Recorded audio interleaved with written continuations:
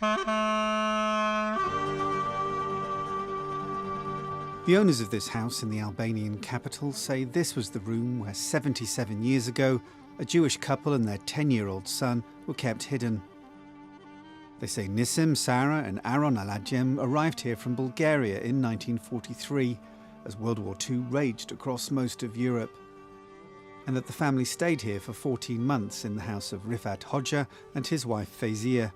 Their son, Recep Hoxha, wasn't born at that time, but is proud of what his parents did. Familja jonë është si një nga familjet e shumta shqiptare që të ndodhur në kohën kur hebrejt kishin një lloj, themi, një lloj largimi nga vendet ku banonin, nga parsyet se dini që ishte një lloj represioni që po të isha hebrej ishe një person, domethënë i diskriminuar deri edhe me pasoja deri në shfarosje. Shumë hebrej morën rrugën nga vendet ku jetonin drejt një vendi shpëtimi. When Nazi German forces occupied Albania in 1943, they asked local authorities to hand over the names of Jews. They refused. Albania was the only German-occupied country where the Jewish population increased during the war, from a few hundred to 2,000. In order to save Jews, many in this Muslim-majority country had to improvise. Erdhi një moment që këta nuk mund të mbajnin identitetin e vet. Për arsye se një emër hebrej dallohet më një herë që nga emri që është një hebrej. Dhe për gjithë hebrejt që erdhën në Shqipëri, domethënë lindte problemi i një ndryshimi emri. Dhe në rastin konkret, ai ka marrë emrin Recep, emrin që kam unë sot. Këto janë të gjithë familjet që kanë kontribuar dhe shtrëhuar hebrejt tiranëse. Janë të gjithë tiranës. Fatos Çoçia has turned his house into a museum to remember those who were saved.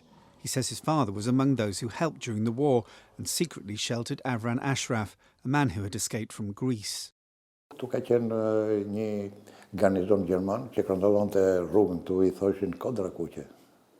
Babai edhe si fshatar edhe Avramin dhe kalon pa ndonjë problem, me gomarin përpara, me kështu edhe pa problem. According to Israeli documents, almost all Jews living within Albania's borders during the German occupation survived, except one family. Albanians say the reason was Besa, a code of honour practised for centuries. It's a tradition by which you must protect anyone who knocks on your door and give them shelter, food and a bed to sleep in. Fjala Bes do thot fjalë e dhënë. Edhe kur tjetri premton diçka, ose edhe mikun për shembull mos e prem Bes, prandaj edhe këtu hebrejt gjetën siguri, edhe i siguroi jeta atyre dhe shpëtuan vetëm nga fjala Bes, sepse fjala Bes është në karakterin e shqiptarit.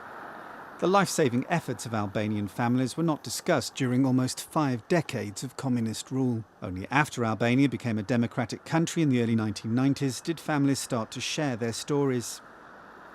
Dikush e lidh me anën e mikpritjes së kombit shqiptar, dikush me humanizmin që ka kombi ynë, dikush e lidh me aspektin fetar, por në të gjitha rastet ne kemi edhe shqiptarët katolikë dhe ortodoks dhe muslimanë që kanë dhënë të njëjtin kontribut. Kemi edhe shqiptarët e varfër, por edhe ato të pasur. Recep Hoxha says he has kept in contact with the Aladjem family. He says that in 2009 he visited Aron Aladjem, who as a 10-year-old took refuge in his parents' home. For Hoxha, this clock, a gift from the Aladjem family, is a daily reminder of the people who were saved in this house.